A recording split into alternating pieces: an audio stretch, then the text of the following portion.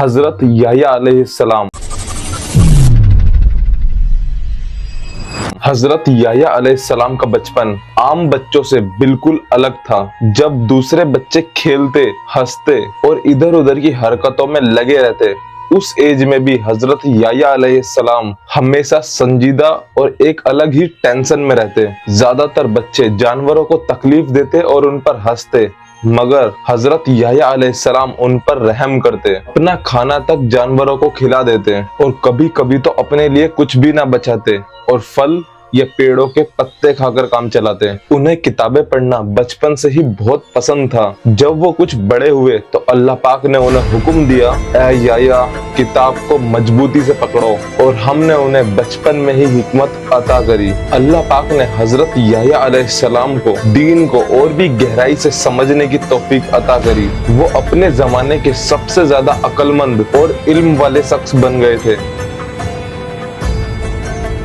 इस वजह से अल्लाह ने उन्हें लोगों के दरमियान फैसला करने की सलाहियत, दीन का राज समझने, लोगों को सही रास्ते की हिदायत देने और गलत रास्तों से रोकने का काम दिया। जब हजरत याह्या अलैहिस्सलाम बड़े हुए, उनका लोगों और अपने वालिद के लिए और भी प्यार बढ़ने लगा। वो लोगों को तौबा करने और अल्लाह के पास बुलाने की दावत देते रहे। इब्ने आस्किर ने रिवायत किया, एक दफा हजरत याह्या अलैहिस्सलाम के वालिद उन्हें ढूंढ रहे थे। वो उन्हें जॉर्डन के दरिया के पास मिले और उनके वालिद यानी कि हजरत जकरिया अलैहिस्सलाम उनका हाल देखकर रोने लगे, क्योंकि हजरत याह्या अलैहिस्सलाम अल्लाह की इबादत में पूरी तरीके से खो चुके थे। इब्ने वहाब के मुताबिक हजरत याह्या अलैहिस्सलाम सिर्फ घास पर गुजारा करा करते थे और अल्लाह के खौफ में बहुत ज्यादा रोया करते थे। एक और रिवायत में इदरीस अल कालवनी ने कहा, क्या मैं तुम्हें उस शख्स के बारे में ना बताऊं जिसका खाना सबसे बेहतरीन था? वो याह्या इब्ने जकरिया थे, जो जानवरों के साथ घास खाया करते थे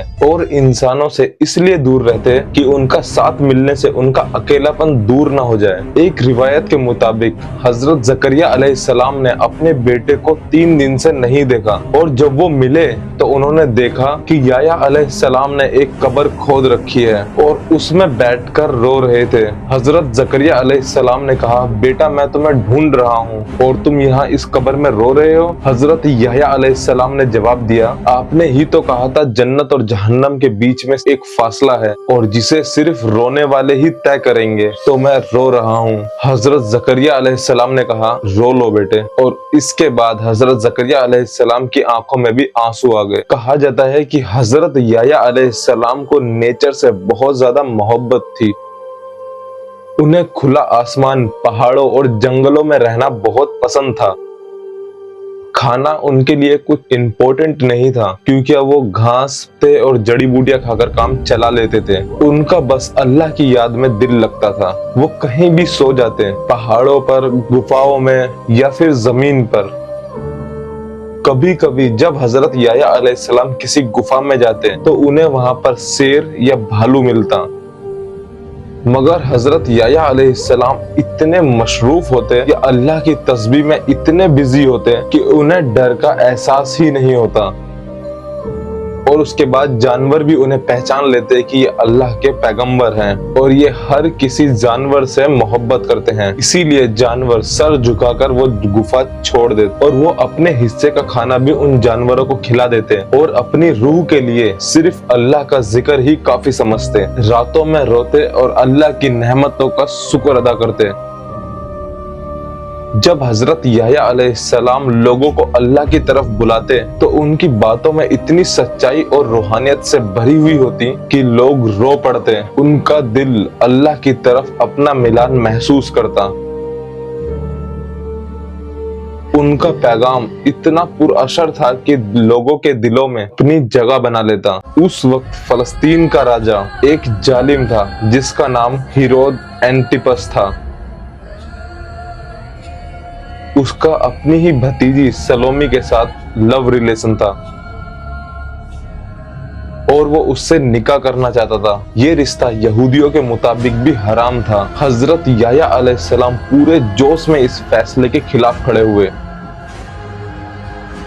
उन्होंने साफ साफ कहा ये फैसला हर हाल में गलत है। जब सलोमी तक हजरत याह्या अलैहिस्सलाम का ये फतवा पहुंचा तो वो गुस्से से भर गई। उसका इरादा था कि वो अपने चाचा के साथ शादी करे और इस रियासत पर हुकूमत करे। उसने एक चाल चलने का फैसला किया। खूबसूरत लिबास पहनकर, गीत गाया और नाचकर अपने चाचा का दिल जीता। हिरोद ने उससे कहा, जो भी तुम मांगो मैं तुम्हें दे दूंगा। सलोमी ने फौरन जवाब दिया, मुझे याह्या अलैहिस्सलाम का सर चाहिए। उसने तुम्हारी और मेरी इज्जत को मिट्टी में मिला दिया। ये सुनकर हिरोद हवस में आ गया और उसकी इस शैतानी दरख्वास्त को कबूल कर लिया और यहाँ हजरत याह्या अलैहिस्सलाम को शहीद कर दिया गया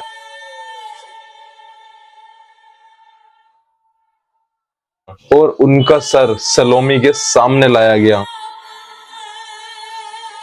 वो बहुत खुश हुई और उस जालिम इरादे में कामयाब भी हुई। लेकिन अल्लाह के ऐसे प्यारे पैगंबर की शहादत बेकार नहीं गई। इस जुल्म के बदले सलोमी, हिरोद और पूरे बनी इजराइल पर एक अजाब आया। दुश्मनों के लश्कर ने पूरे मुल्क को तबाह कर दिया।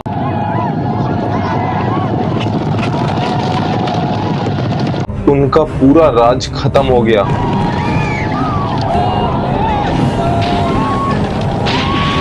और उन्हें सख्त सजा मिली और फिर वो दर्दनाक सजा का शिकार बने। सब्सक्राइब कर लेना। Hello, sorry for disturbing. मैं आपको बता देता हूँ कि आने वाली जो वीडियोस है वो बहुत ज्यादा इंटरेस्टिंग होने वाली हैं और मेरे फेवरेट पैगंबर के ऊपर होने वाली हैं। एक्चुअली पैगंबर सारी बहुत फेवरेट हैं, इनका मैंने बहुत बेसब्री से इंतजार। तो आप लोग सब्सक्राइब कर लेना ताकि कंटिन्यू हमारे साथ बने रहें। और वो नेक्स्ट पैगंबर कौन है